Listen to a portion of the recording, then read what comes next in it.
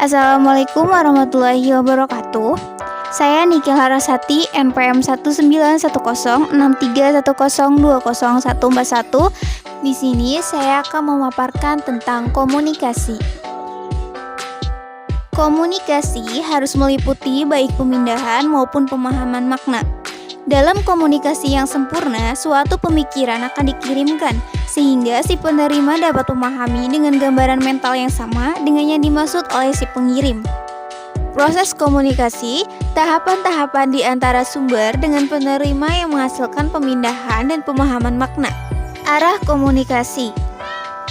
Yang pertama, komunikasi ke arah bawah. Komunikasi yang mengalir dari satu tingkat dari sebuah kelompok atau organisasi menuju ke level yang lebih rendah. Para pemimpin kelompok dan para manajer menggunakannya untuk menugaskan tujuan, memberikan instruksi pekerjaan, menjelaskan kebijakan dan prosedur, menunjukkan permasalahan yang memerlukan perhatian, dan menawarkan umpan balik. Komunikasi ke arah atas. Komunikasi ke arah atas menuju kepada level yang lebih tinggi di dalam kelompok atau organisasi.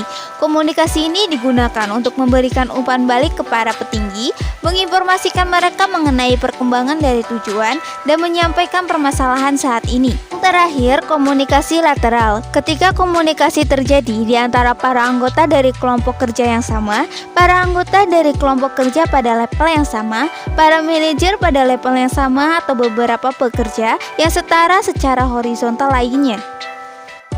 Yang selanjutnya, mode komunikasi.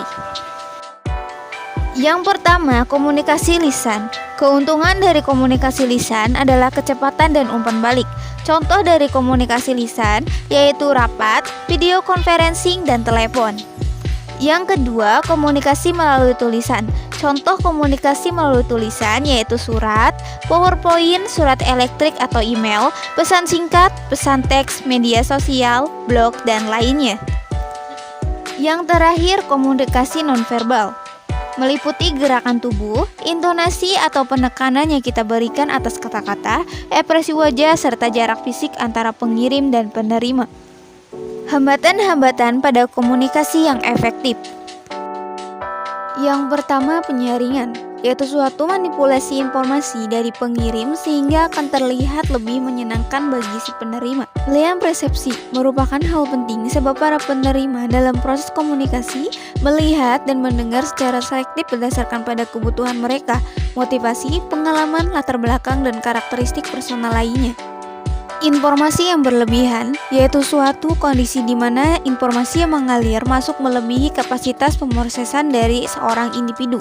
Yang selanjutnya, emosi, bahasa, keheningan. Yang selanjutnya, kekhawatiran komunikasi, yaitu ketegangan dan kecemasan yang tidak semestinya dalam komunikasi secara lisan, tertulis, atau kedua-duanya. Hambatan terakhir terhadap komunikasi yang efektif adalah kesalahan penyajian atas informasi secara sekaligus atau berbohong. Sekian dari saya, terima kasih. Wassalamualaikum warahmatullahi wabarakatuh.